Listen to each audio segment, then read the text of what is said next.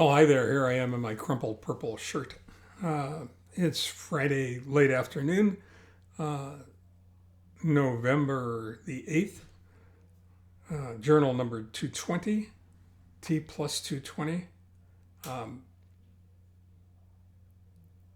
and had an interesting experience today that I've been waiting to share all afternoon, really, um, until I had the time to finally sit down and compose my thoughts and spend a little time with you. Um, and that has to do with the ability or the importance, the critical importance of getting your best work, the best representation of yourself out into the world.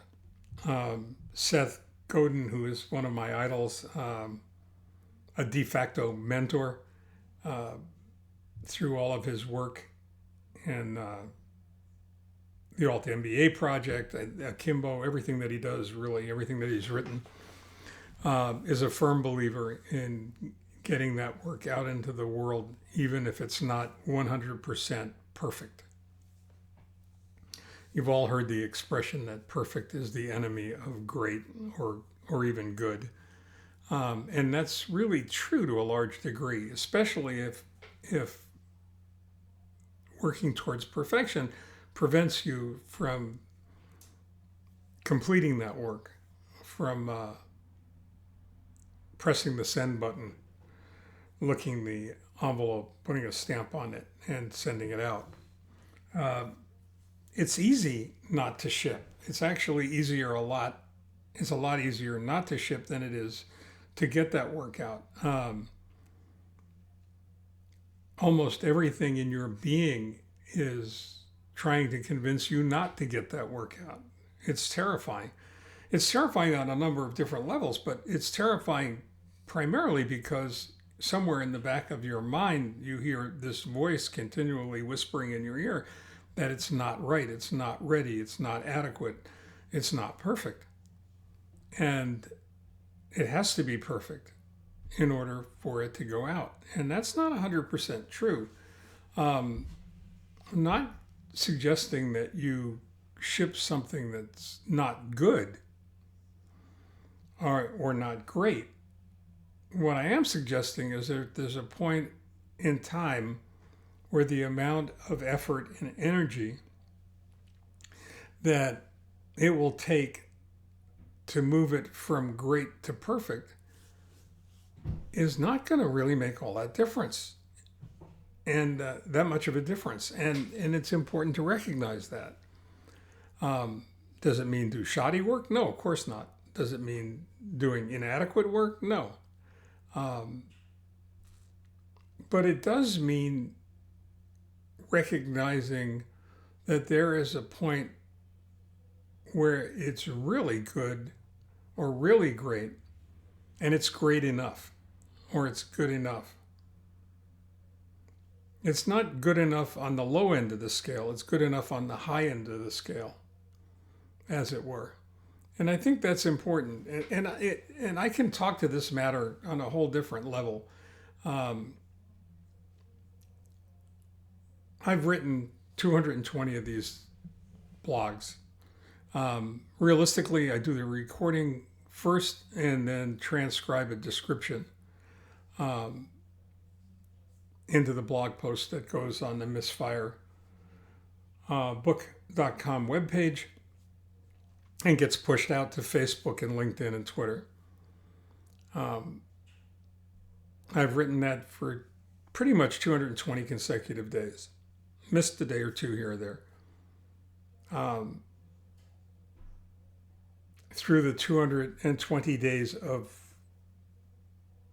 my post-transplant recovery. I write a column, 1,000 words, once a month for Ratchet+Wrench magazine, the publication, the trade publication that I write for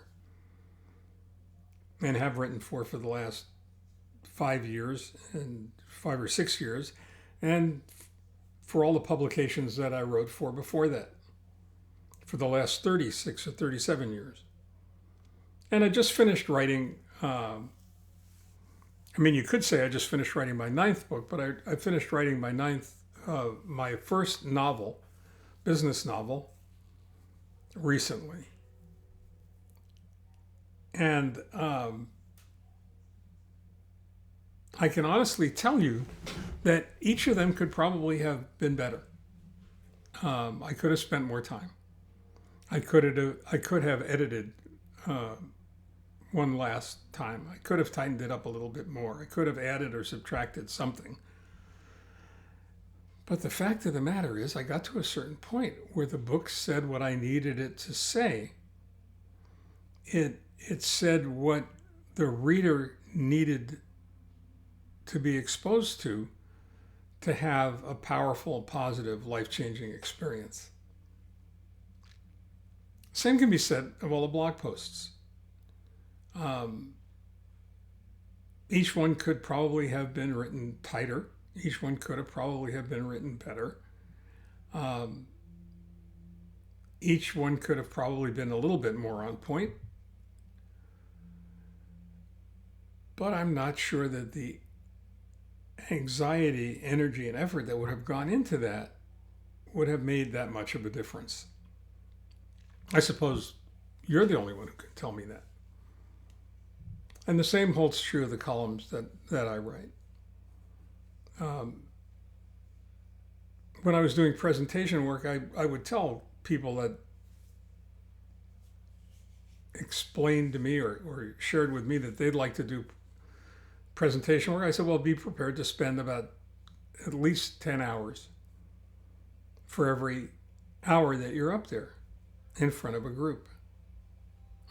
It's more than that now because groups are more demanding. And I'm a firm believer in putting forth the best work that you're capable of, the best work that you're able to. I have two little signs on my computer screen. One that says edit, edit, edit, and another one that says everything can be written better, shorter. But there comes a point in time where you have to stop. I've kidded around before, and I've shared this on the blog before, is that you don't finish writing a book, you just stop eventually to get that book out into the world. And I think that holds true of everything that we do in life. I think it holds true of every project we involve ourselves in.